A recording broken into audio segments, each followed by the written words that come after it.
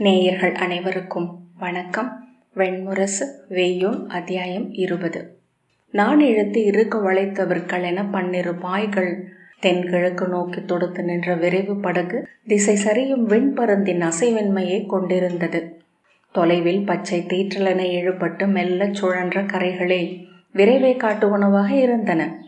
குடவீணை நரம்புகள் என செவிக்கேள்வியின் கீழ்கோட்டில் வெம்மி அதிர்ந்து கொண்டிருந்த பாய்வடங்களை கைகளால் பற்றி குனிந்து கர்ணன் அருகே வந்த துரியோதனன், இன்னும் விரைவை கூட்டலாகாதா என்றான். அஸ்தினபுரியின் உச்ச விரைவு இதுவே. பீதர் படகுகள் சில இதைவிட விரைவாக செல்லும் என்று அறிந்திருக்கிறேன். அவை கங்கையில் செல்லுமா என்று தெரியவில்லை என்றான் கர்ணன். பொறுமையின்மையுடன் திரும்பி தொடுவானை நோக்கிய பின் நீர்காற்றில் அரிக்கப்பட்டு முறுக்கு முள் தொகுதி என ஆகியிருந்த இழுவடங்களை கையில் பற்றி உடலை நெளித்த பின், நெடுநேரம் சென்று கொண்டிருக்கிறோம் என்று தோன்றுகிறது என்று துரியோதனன் சொன்னான். நாம் கிளம்பி 3 நாழிகைகளே ஆகின்றன. இன்னும் சற்று நேரத்தில் படுகதிர் வேளை எழும் என்றான் கர்ணன். எப்போது தாமிரலிப்தியை அடைவோம் என்றான் துரியோதனன். காலை கருக்கிருட்டுக்கு முன்பு என்று கர்ணன் சொன்னான். வெள்ளி முளைக்கையில் நாம் ராஜபுரத்திற்குள் நுழைந்திருக்க வேண்டும். துரியோதனன் திரும்பி, தாமிரலிப்திக்குள் நுழைகிறோமா என்றான். இல்லை என்றான் கர்ணன். அங்கு நுழைந்து வெளியேறுவது கடினம். வணிக துறைமுகமாயினும் விரிவான காவல் ஏற்பாடுகள் அங்குண்டு. நாம் வழியிலேயே ஒரு குறுங்காட்டில் இறங்குகிறோம். அங்கு நமக்கென புறவிகள் சித்தமாக நின்றிருக்கும்.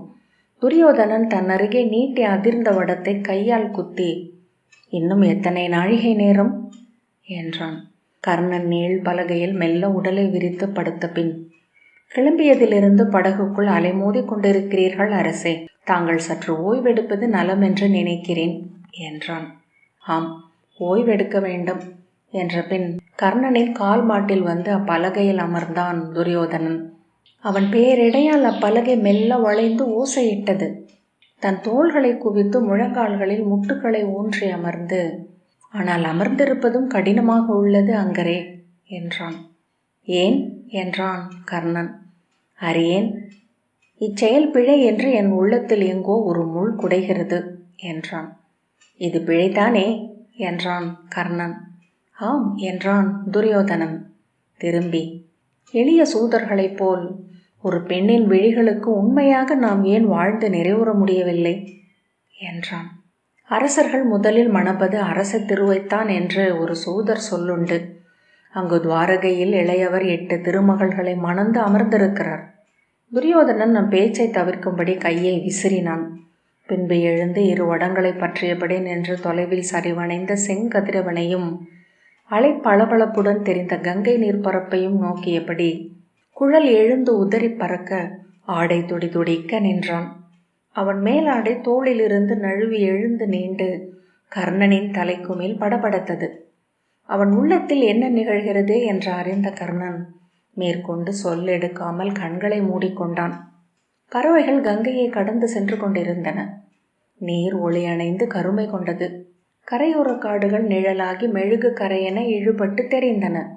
மிக தொலைவில் எங்கோ ஒரு யானையின் குரல் எழுந்தது. நீர்பரப்பிலிருந்து மீன்கள் துள்ளி எழுந்து ஒளி மின்னி விழுந்து அலைவட்டங்களை உருவாக்கின.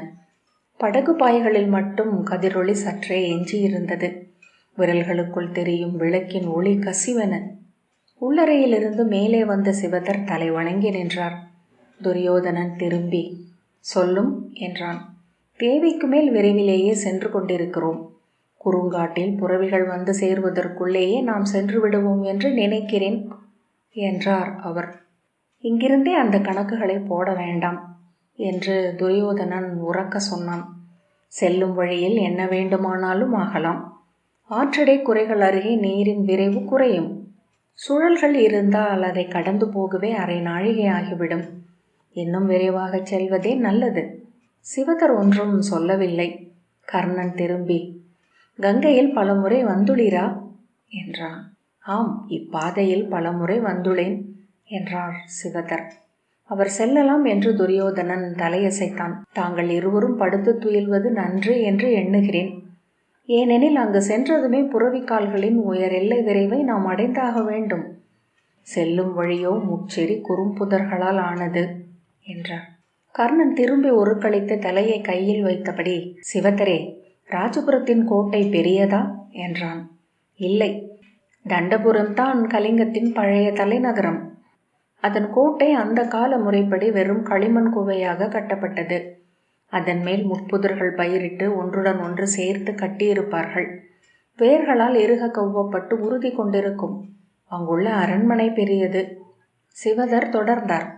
தமையனும் இளையோனும் தங்களுக்கென நிலம் வேண்டுமென்று பூசலிட்ட போது குடிமன்று கூடி இளையவருக்கென்று ராஜபுரத்தை அளித்தனர்.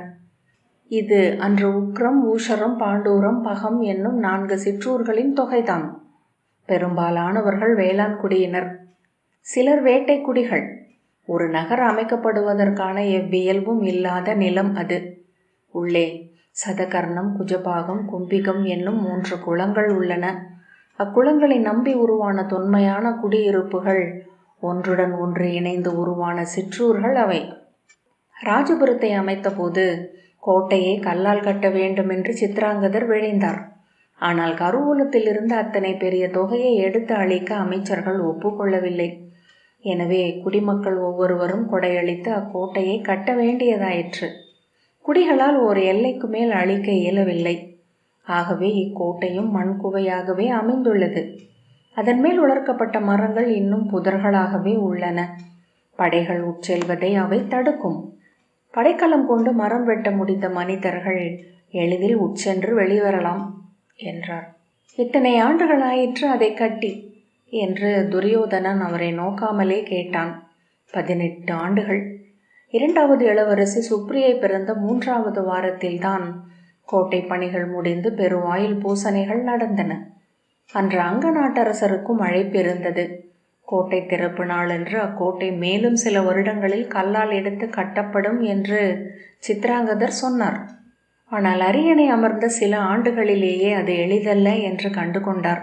துரியோதனன் சற்று சீற்றத்துடன் திரும்பி, ஏன் என்றான்.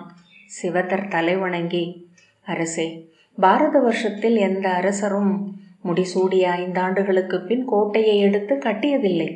அரசுகள் அமையும் போது கட்டிய கோட்டைகள் மட்டுமே இங்கு உள்ளன என்றார். பொறுமை இழந்து, ஆம், அது ஏன் என்று கேட்டேன் என்றான் துரியோதனன். அவ்வாறு நிகழ்ந்தது என்பதே அடியேன் அறிந்தது. ஏன் என்பதை நூலோர் உய்த்து சொன்னதை நான் சொல்ல முடியும். எனக்கென்று சொல்வதற்கு ஏதுமில்லை என்றார் சிவதர். கர்ணன் புன்னகையுடன் எழுந்து அமர்ந்தான். சொல்லும் என்றான் துரியோதனன். அரியணை அமர்ந்ததுமே நகரங்கள் கோட்டைகளால் காக்கப்படுவதில்லை, சொற்களால் காக்கப்படுகின்றன என்று அரசர்கள் அறிந்து கொள்வதாக சொல்கிறார்கள். குருதி இரவுகளால் வேத வேள்விகளால் அவை அரணிடப்பட்டுள்ளன. இவை வெற்று சொற்கள் என்றான் துரியோதனன். இல்லை அரசே, பாரத வருஷத்தில் நன்கு பாதுகாக்கப்பட்டுள்ள அனைத்து அரசுகளும் கண்ணுக்கு தெரியாத அரண்களை கொண்டவை. துணை அரசுகளும் குலங்களும் சூழ்ந்தவை என்றார் சிவதர். அதுவல்ல என்று துரியோதனன் அருகே இருந்த வடத்தை கையால் தட்டியபடி சொன்னான். அரசனின் உல எழுச்சி குறைந்து விடுகிறது. அரியணையில் அமர்ந்ததுமே அனைத்தும் தனக்கு ஏந்ததாகவே நிகழ்வதாக எண்ணிக்கொள்ளும் மிதப்பு வந்து விடுகிறது. சிவதர் ஒன்றும் சொல்லவில்லை. சொல்லும் என்றான் துரியோதனன். அவ்வாறு நான் எண்ணவில்லை. பாரத வருஷத்தில் இன்று ஒவ்வொரு கணமும் தன் ஆற்றலை பெருக்கிக் கொண்டிருக்கும் அரசு என்றால் மகதம் மட்டுமே. ஆனால் இன்று வரை தனது கோட்டைகளை அதை எழுப்பி கட்டவில்லை. நெடுங்காலத்துக்கு முன் கட்டப்பட்ட உயரமற்ற கல்கோட்டையால் சூழப்பட்டுள்ளது ராஜகிரகம். அதன் பல பகுதிகள் தொடர் மழையால் அரிக்கப்பட்டு கல்லுதிர்ந்து கிடக்கின்றன. ஜராசந்தரோ மேலும் மேலும் அசுரர் குலத்திலிருந்தும் அரக்கர் குலத்திலிருந்தும் பெண் கொள்கிறார், படை பெருக்கிக் கொள்கிறார். துரியோதனன், அவன் கருவூலத்தில் செல்வம் இல்லை போலும். பாரத வருஷத்தில் மிக பெரும் கருவூலம் அவருடையதே என்பதை அறியாதவர் எவருமில்லர். அதற்கு அப்பால் ஒன்று உள்ளது அரசே என்றான் கர்ணன். துரியோதனன் திரும்பி பார்த்தான். போரை எதிர்கொள்பவன் கோட்டையை கட்டமாட்டான். ஏன் என்றான் துரியோதனன். கோட்டையை கட்டுவது அவனது அச்சத்தின் அறிவிப்பாக ஆகலாம். மேலும் கோட்டை கட்டுவதென்பது ஒரு படைப்பு பணி. அது போருடன் ஏய்வதல்ல. அதில் ஒரு களியாட்டமும் நிறைவும் உள்ளது. கோட்டை கட்டுவதென்பது வாள்களை உரசி கூர்மை செய்வது போல என்றான் துரியோதனன். இல்லை அரசே, அது தன் இல்லத்தில் இளையோருக்கு திருமணம் செய்து வைப்பது போல என்றான் கர்ணன். சிவதர் புன்னகை புரிந்தார். துரியோதனன் பொறுமையை முற்றிலும் இழந்து, இந்த சொல்லாடல் எதற்காக, வீண் பேச்சு என்ற பின் பரந்த மேலாடையை இழுத்து சுற்றி கொண்டு தன் குழலை தோல்வாரால் முடிந்தான். நாம் கேட்க வந்தது ராஜபுரத்தின் கோட்டையை பற்றி. அதற்குள் நுழைவது அத்தனை எளிதா என்றான் கர்ணன் சிவதரிடம். எளிது என்று கோட்டையை வைத்து சொல்லலாம், நகரின் இயல்பை வைத்து அத்தனை எளிதல்ல என்றும் சொல்லலாம் என்றார் சிவதர். ஓரிருவர் உட்புகுவதற்கான வழியை அங்கு உருவாக்குவது சில நாழிகைகளுக்குள் நிகழக்கூடியதே. நகரை சுற்றி இருக்கும் குறுங்காடுகள் பெரும்பாலும் காவல் காக்கப்படுவதில்லை. நகரின் புற வளைவுகளில் உள்ள வேளாண் பணிக்குடிகளின் இல்லங்கள் அமைந்துள்ள தெருக்களுக்குள் நாம் செல்வது வரை எந்த தடையும் இல்லை. அவர் சொல்லட்டும் என்று இருவரும் நோக்கி நின்றார்கள். ஆனால் ராஜபுரம் அஸ்தினபுரி போலவோ மகதத்தின் ராஜகிருகத்தைப் போலவோ பல நாட்டு மக்கள் வந்து குவிந்து கலைந்து நாள் நடந்து கொண்டிருக்கும் பெருநகர் அல்ல. உண்மையில் அது நகரே அல்ல. அங்கு வருபவர் ஒவ்வொருவரையும் அங்குள்ள மக்கள் அறிந்திருப்பர். அறியாத சிலர் அங்கு நுழைந்தால் சற்று நேரத்திலேயே அது ஒரு செவி தொற்று சொல்லாக மாறிவிடும். மிக எளிதில் காவலர் அறிந்து கொள்வார்கள். ஆனால் இப்பொழுது அங்கு ஏற்பு மனம் நிகழவிருக்கிறது. அதன் பொருட்டு பிற நாட்டினர் பலர் வரக்கூடும் என்றான் கர்ணன். ஆனால் அதனாலேயே அந்நாட்டு மக்கள் மேலும் கூர்ந்து வருபவர் அனைவரையும் பார்ப்பார்கள். வாசல் வழியாக வரிசை பெற்று வராது அயலவர் இருவர் நகர தெருக்களில் நடப்பதை மேலும் கூர்ந்து நோக்குவார்கள் என்ற பின், தாங்கள் இருவரும் சிம்மமும் யானையும் போல, காட்டில் அவை இரண்டும் எங்கும் ஒளிந்து கொள்ள இயல்வதில்லை என்றார் சிவதர்.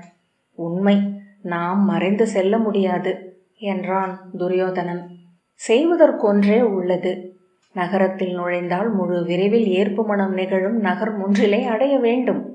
நம்மை எவரும் அடையாளம் கண்டு தடுப்பதற்குள் எதிர்ப்படுவோரை வென்று இளவரசியரை கைப்பற்றவும் வேண்டும். துரியோதனன் தன் இரு கைகளையும் விசையுடன் தட்டியபடி, ஆம், அதை செய்வோம். என் தோள்கள் உயிர் பருகி நெடுநாளாகின்றன என்றான். அங்கு ஜெயத்ரதன் வந்திருப்பான் என்றான். அதற்கென்ன என்றான் சினத்துடன் சீறியபடி துரியோதனன். அவனை எவ்வகையிலும் நாம் குறைத்து மதிப்பிட முடியாது என்றான் கர்ணன். நம்மை அவன் தடுப்பான் என்றால் அங்கொரு போர் நிகழும். நிகழட்டுமே என்றான் துரியோதனன். கர்ணன் புன்னகைத்தபடி, போரில் நாம் அங்கு சற்று நேரம் தங்கியிருந்தால் கூட நம்மை ஜராசந்தனின் படைகள் வளைத்து கொள்ளக்கூடும். கலிங்கத்துடன் ஜராசந்தனின் உறவு என்பது மிக அணுக்கமானது. உபமகதம் என்றே உத்தர கலிங்கத்தை சூதர்கள் நகையாட்டாக சொல்வதுண்டு என்றான். ஜராசந்தனின் பெயர் துரியோதனன் தோள்களை சற்று தளர வைத்தது. ஜராசந்தனை எதிர்கொள்வது எளிதல்ல என்றான். சில கணங்கள் அங்கு அமைதி நிலவியது. பின்பு துரியோதனன் திரும்பி பார்க்காமல், அவன் வருகிறானா என்றான். யார் என்றார் சிவதர். பின்பு உடனே உணர்ந்து கொண்டு, செய்தி இல்லை. நாம் கிளம்பிய போதுதான் இச்செய்தி நமக்கு வந்தது. ஆனால் இந்திரபிரஸ்தத்தில் இருந்து எவரும் அங்கு செல்வதற்கான வாய்ப்பு குறைவு. ஜராசந்தன் அஞ்சுவது உங்களை மட்டுமல்ல, பீமனையும் கூடத்தான். கலிங்க இளவரசிகளை பாண்டவர் அடைவதை அவர் விரும்ப மாட்டார் என்றார். துரியோதனன் திரும்பி, இவ்விரு பெண்களையுமே ஜராசந்தன் கொள்வதாகத்தான் திட்டமா? அவ்வண்ணம் இல்லை. மூத்தவரை ஜராசந்தனும் இளையவரை ஜெயத்ரதனும் கொள்வதாகத்தான் ஒற்றர் சொல் சொன்னது என்று சிவதர் சொன்னார். இளையவர் ஜெயத்ரதன் மேல் அன்புடன் இருப்பதாகவும் தன்னை கொண்டு செல்லும்படி செய்தி ஒன்றை அவருக்கு அளித்ததாகவும் சூதர் சொல் உலவுகிறது. ஆனால் இதெல்லாம் சூதர்களை உருவாக்கும் கதைகளாக இருக்கலாம். பல சமயம் இக்கதைகளை உருவாக்கும் பொருட்டே சூதர்கள் ஏவப்படுவதும் உண்டு. ஜெயத்ரதருக்கு கலிங்க மன உறவால் நேட்டம் என ஏதுமில்லை. அத்தனை தொலைவுக்கு அவர் அரசோ வணிக வழிகளோ வருவதில்லை. துரியோதனன் இரு கைகளையும் விரித்து உடலை நெளித்தபடி, போர் புரியலாம். போருக்கு முந்தைய இக்கணங்கள் பேரெடை கொண்டவை என்றான். கர்ணன், அரசே, நாம் ஈடுபட்ட அனைத்து போர்களிலும் தங்களின் இப்பொறுமையின்மையால் இழப்புகளை சந்தித்துள்ளோம். ஆம் என்றபடி துரியோதனன் தலையை அசைத்து, ஆனால் இதில் நாம் ஒன்றும் செய்வதற்கில்லை என்றான். எங்கும் வேட்டை என்பது பொறுமையின் கலையே என்றான் கர்ணன். சிவதர், தாங்கள் ஓய்வெடுக்கலாம் அரசே என்றார். மது கொண்டு வரச் சொல்லும். யவன மது வேண்டாம், உள்ளெரியும் இங்குள்ள மது. கர்ணன் கையசைத்து மது வேண்டாம் என்றான். மது நாளை காலையில் நம்மை கருத்து மழுங்கச் செய்யக்கூடும் என்றான் கர்ணன். மதுவால் நான் ஒருபோதும் களைப்படைவதில்லை என்று துரியோதனன் சொன்னான். களைப்படைய மாட்டீர்கள், உங்கள் உடல் களைப்படையாதது என்றான் கர்ணன். உள்ளம் பொறுமை இழக்கும். நாம் செல்வது நுணுக்கமான ஓர் ஆடலுக்காக என்று நினைவு கூறுங்கள். துரியோதனன், மதுவின்றி இவ்விரவில் என்னால் துயில முடியாது என்றான். சிவதர், துயில வேண்டியதில்லை, படுத்து கொண்டால் போதும். உடல் ஓய்வு பெற்றாலே அது அரையளவு துயின்றது போல என்றார். தலையசைத்த பின் அவர் செல்லலாம் என்று துரியோதனன் கையை காட்டினான். தலைவணங்கி சிவதர் பின்னால் காலெடுத்து வைத்து அறைக்குள் சென்றார். வடத்தில் சாய்ந்து விரைந்தோடி கொண்டிருந்த கரையின் கரிக்கோட்டை பார்த்தபடி, நாம் எங்கு வந்திருக்கிறோம் என்றான் துரியோதனன். இவ்விரைவில் கரைகள் ஒரு கணக்கே அல்ல, விண்மீன்கள் இடம் சொல்லும். அணுகி கொண்டிருக்கிறோம். கர்ணன் விண்மீன்களை அண்ணாந்து நோக்கியபடி சற்று நேரம் நின்றதும் மெல்லிய பெருமூச்சுடன் துரியோதனன் கேட்டான். அங்கரே, பானுமதியின் உள்ளம் இப்போது எதை எண்ணிக்கொண்டிருக்கும்? அவ்வினாவால் சற்று அதிர்ந்த கர்ணன், அதை எப்படி சொல்ல முடியும் என்றான். நாம் ஆண்கள் வென்று தோற்று ஆடும் இந்த களத்தில் பெண்களுக்கு இடமே இல்லை. யானைப்படைகளுக்கு நடுவே மான்கள் போல அவர்கள் இவ்வாடலுக்குள் வந்து நெறிப்படுகிறார்கள். பிடி யானைகளும் உண்டு. துரியோதனன் வெடித்து நகைத்தபடி திரும்பி அவனை பார்த்து, உண்மைதான், இவ்வாடலை நம்மை விட திறம்பட ஆடும் பெண்கள் உள்ளனர் என்றான். கர்ணன் புன்னகைத்தான். பின்பு நீள் மூச்சு விட்டு, பானுவை எண்ண என் உள்ளம் மேலும் மேலும் நிலை அழிகிறது என்றான். அதை இனிமேல் எண்ணி பயனில்லை அரசே. கலிங்க அரசி பானுவை தன் தமக்கையாக ஏற்றுக்கொள்ளக்கூடும். பானு எவரிடமும் சென்று படியும் இனிய உள்ளம் கொண்டவள் என்றான். துரியோதனன், ஆம், அவ்வண்ணம் நிகழ வேண்டும் என்றான். உங்கள் இரு பக்கமும் நிலமகளும் திருமகளும் என அவர்கள் இருவரும் அமர்ந்திருக்கக்கூடும். எரிச்சலுடன் கையசைத்து, நான் திருமால் அல்ல என்றான் துரியோதனன்.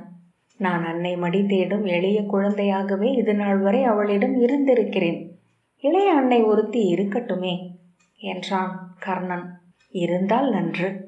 ஆனால் அவ்வண்ணம் நிகழ்வதற்கு வாய்ப்பே இல்லை. நேற்றெல்லாம் அதைத்தான் எண்ணிக்கொண்டிருந்தேன். எங்கேனும் இரு மனைவியர் உளமொத்து ஒரு கணவனை ஏற்றுக்கொண்டதாக நான் அறிந்ததே இல்லை. அவர்களிடையே அழியா பூசலே என்றும் உள்ளது. ஏனெனில் பெண்கள் எவரும் முழுதும் மனைவியர் அல்லர். அவர்கள் அன்னையர். தங்கள் மைந்தர்களின் முடியுரிமை என்னும் எண்ணத்தை என்று அவர்கள் அடைகிறார்களோ அன்று முதல் வெளியில் வாழேந்த தொடங்குகிறார்கள். அமைதியற்ற உள்ளத்துடன் தங்கள் அரண்மனைக்குள் சுற்றி வருகிறார்கள். அதை இப்போது எண்ணுவதில் பயனில்லை. நாம் அரசு சொல்வதை மட்டுமே எண்ண முடியும். அரசர்கள் களத்தில் குருதி சிந்த வேண்டும், குடும்பங்களில் வெளி நீர் சிந்த வேண்டும் என்பார்கள். துரியோதனன், நீர் அதை பற்றி எண்ணியதில்லையா அங்கரே என்றான்.